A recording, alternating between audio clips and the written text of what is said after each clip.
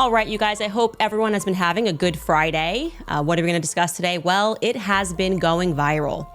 A mere minutes after Charlie Kirk is shot, there are two men that look rather mysterious. They appear, they move his chair, and they take down the camera that's directly or was directly behind his head. Candace Owens just dropped a major that has left everyone stunned. First and foremost, to let you know, last week was not a dream. Charlie Kirk, my friend, is dead. And he was publicly executed. I want to make that clear. Charlie Kirk was publicly executed. Word on the street is that Candace just pointed the finger at Erika Kirk for concealing the truth behind Charlie Kirk's mysterious death. And that's not all. Candace also revealed that all is not well between Erika and Charlie's parents. Guys, you don't want to miss a single detail of this drama. So buckle up and let's find out what Candace exposed Erika, why she exposed Erika, and why the whole internet is now of the opinion that Erika Kirk is nothing but a liar. When you say you believe that Charlie Kirk was betrayed by someone close to him, what do you mean?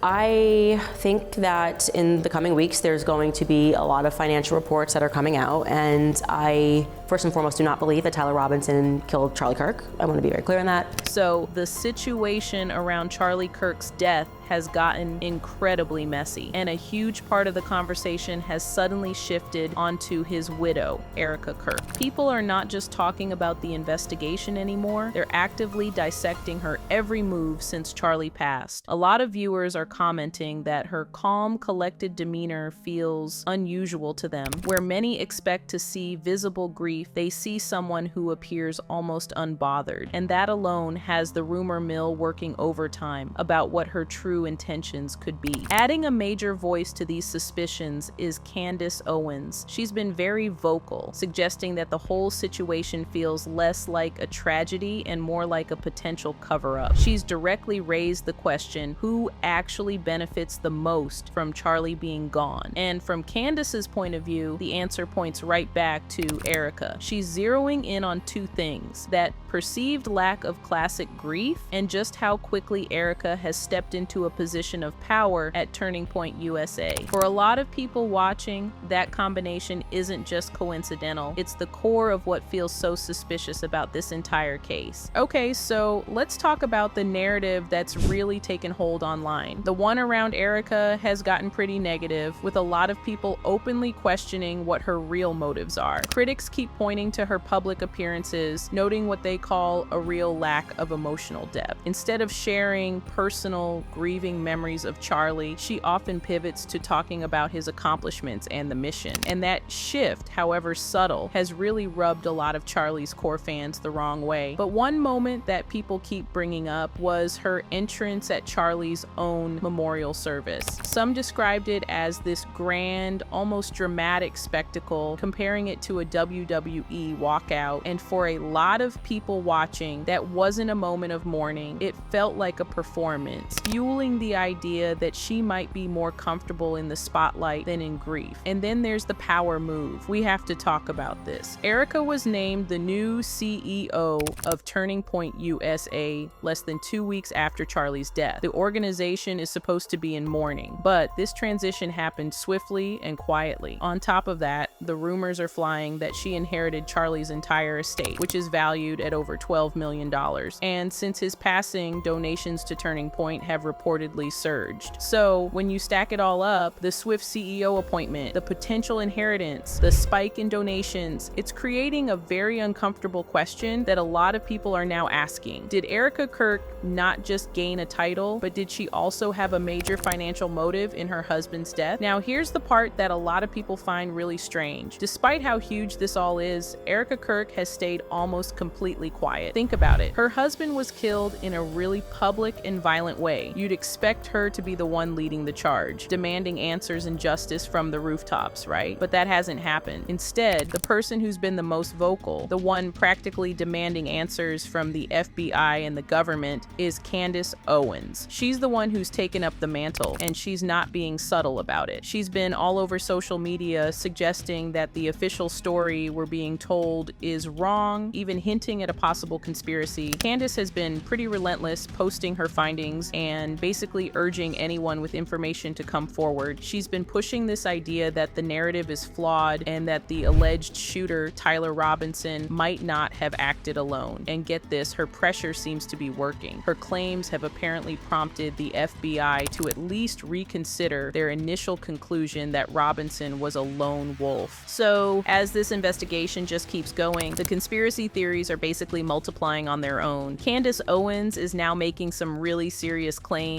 She's outright saying that a lot of the media profile we've seen of Tyler Robinson is fabricated. She's pointing the finger directly at the federal government, accusing them of lying about key details, including Robinson's mental state and even the fact that he gave a full confession. And with all of this swirling, the public's view of Erika Kirk is completely split. On one side, you have people feeling genuine sympathy for her, saying she's a widow under an impossible microscope. But on the other side, and this is the side that's getting louder online, you have people who can't get past her behavior. They're questioning everything about her, from her integrity to her motives. The most shocking allegation that's now out in the open, the idea that she could have been involved in her husband's death for financial and power gain. It's a huge, dark claim that a lot of people find hard to even entertain. But because of the perfect storm of her composure, that quick CEO appointment, the money, and the weirdness of the official case, that's the kind of speculation that's starting to run wild. But this is where the whole situation goes from a messy drama to a full-blown thriller. So Candace shared on her show that Charlie Kirk actually came to her in a dream, and in this dream, he allegedly revealed that the betrayal came from someone very close to him. Now, as she was saying this, she claimed that real-world evidence is starting to surface that backs this up, pointing fingers directly at Charlie's inner circle, and that includes his wife, Erika, and the board at TPUSA. But wait, it gets more concrete. Candace revealed a bombshell about what happened right after the shooting. TPUSA publicly confirmed Charlie's death very quickly. But get this, Candace says his own parents were the last to be officially told. And then it gets even weirder. In an interview, Charlie's father said that when TPUSA's communications team finally did call them, they didn't just offer condolences. They immediately asked for Charlie's laptop and phone back, calling them company property. When his parents refused to hand them over, both devices just vanished. Poof, gone. TPUSA's official line is that they gave them to the FBI. But here's the kicker. The FBI has never confirmed that they ever received them. But the biggest reveal dropped on October 27th. Candace aired a full interview with Charlie's parents, and they brought out handwritten notes from Charlie himself. In these notes, he had written about concerns for his safety within TPUSA. And one note specifically read, "If anything happens to me, tell Candace everything. She's the only one who can bring the truth to light." So now, this isn't just about a random shooter anymore. This note directly ties Charlie's own fears to the people he worked with, and it's throwing gasoline on the fire of speculation about what really happened and who wanted him gone. Now get this, according to Candace's digging, Charlie was in a really tough spot in the last couple of days before his assassination. He was about to lose a major donor, all because he refused to disinvite some controversial figures from an upcoming event. This was being seen as a pivotal moment for him, a shift toward being more uncompromising in his beliefs. And Candace is now arguing that this move toward the truth is exactly what got him eliminated. She claims it made him a target, but the evidence she's pointing to gets even more chilling. A video has surfaced, apparently from right after the shots were fired. It shows a TPUSA staffer not helping, not panicking, but taking a selfie, and then allegedly disabling security cameras. This has led to the terrifying question, was this shooting pre-planned from the inside? Candace is now drawing direct parallels to historical political assassinations, suggesting a cover-up was set in motion within minutes of the attack. So now, the fight over what really happened has become a total power struggle. You have Candace Owens demanding the FBI release the entire case file to the public. You have Charlie's parents still fighting to get their son's personal devices back, hoping they hold the real key to this mystery. And then you have Erika Kirk, who remains largely silent, posting these vague messages about faith and healing. Some see a grieving widow, others see a calculated effort to control the story without having to answer any hard questions. Candace is taking it a step further, suggesting that this isn't just about one person. She's pointing to powerful donors with international ties who might see a huge opportunity in the power vacuum Charlie left behind. And in this theory, Erika isn't the mastermind, but a convenient new leader, a front for taking TPUSA in a completely new direction. The public is completely divided. Is Erika a resilient woman turning grief into purpose, or is she a calculated figure positioned to help others capitalize on her husband's death? The story is no longer about a tragic shooting. It's a battle for control, and everyone is waiting for the next piece of the puzzle to drop. Anyway, what do you think about this whole drama? Let me know your opinions in the comments. Till next time, bye.